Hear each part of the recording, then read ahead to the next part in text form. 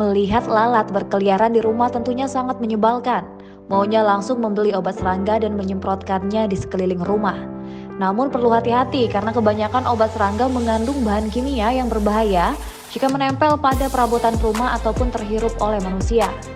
Nah, di media sosial ada seorang pria membagikan cara unik untuk membasmi hama lalat di rumah. Ia menggunakan hewan bunglon peliharaannya untuk memakan satu persatu lalat di rumahnya.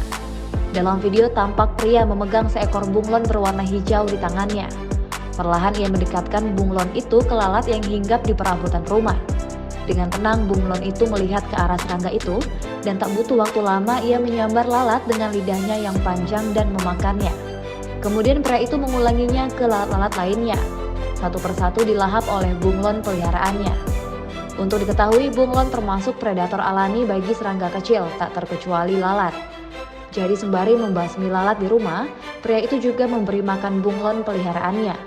Ibarat peribahasa sekali mendayung 2-3 pulau terlampaui.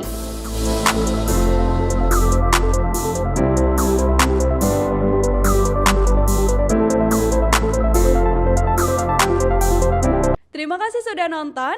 Jangan lupa like, subscribe, dan share ya.